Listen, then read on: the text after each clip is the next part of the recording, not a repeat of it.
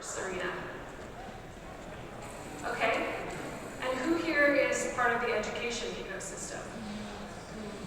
Okay, and how about employers? How many employers do we have in the room?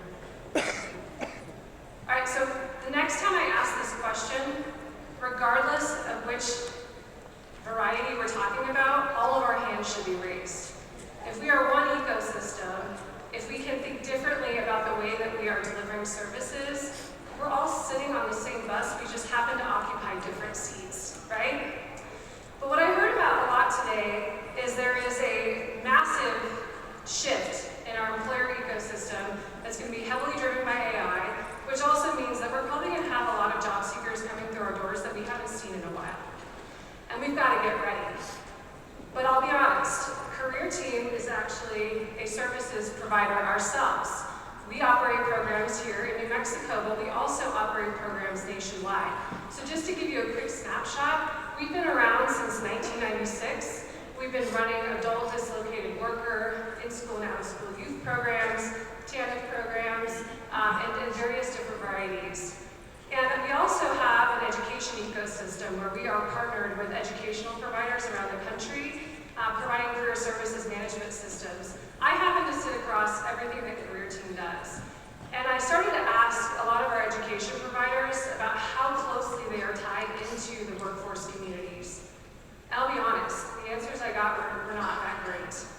In fact, Josh and I were having dinner last night with a training provider, and he said, I can't access the workforce funding because it's too complicated. So while we're trying to reimagine the way that we're delivering services from a hypothetical standpoint or from a high level, we have to really shore up the gap and think about how is our policy informing our process, informing our platforms. What tools are we using to take a person, a job seeker, not to mention our reentry populations. I was in a reentry session earlier today. 97% of those individuals are going to be released in this lifetime. That's a great statistic, but how do we keep them out?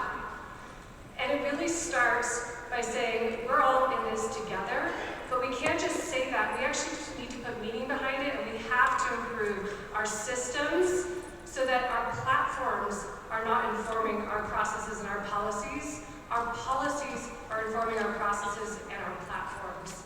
So, going back in time, if you look at this map, we historically were only a workforce services provider. That goes all the way back to '96. About 15 years ago, we started to look at how we were engaging with job seekers and saying, wait a second, there's got to be a better way, right? At that time, these smartphones were starting to become mainstream. We had online education emerging, but guess what was required for people to receive our services? They had to get on a bus, navigate the bus route, come across town, and come between the hours of 8 and 4:30. I think we all today can recognize the inherent problems with that, right? So it's about making sure that our services are optimized, that we're mobile first, and that we are making sure that all of the referrals that we're making amongst our community partners are traceable, and that we have insights into the work that we're doing. So that's the quest that we've been on at Career Team. What we started to do is say we can no longer be beholden to antiquated state case management systems. We have to build supplemental technology to allow our case managers to meaningfully interact with our career seekers 24/7 and from their fingertips, right? Well, that grew and grew and grew. And most recently, we are now the state system of record in Wyoming, where if you are a WIOA participant and you come through their mobile application, you're hitting a Career Team site. We've integrated that with all their partners, with referral platforms, and even now with the Department of Corrections. So individuals who are in a resident status can start their experience and push into the workforce system.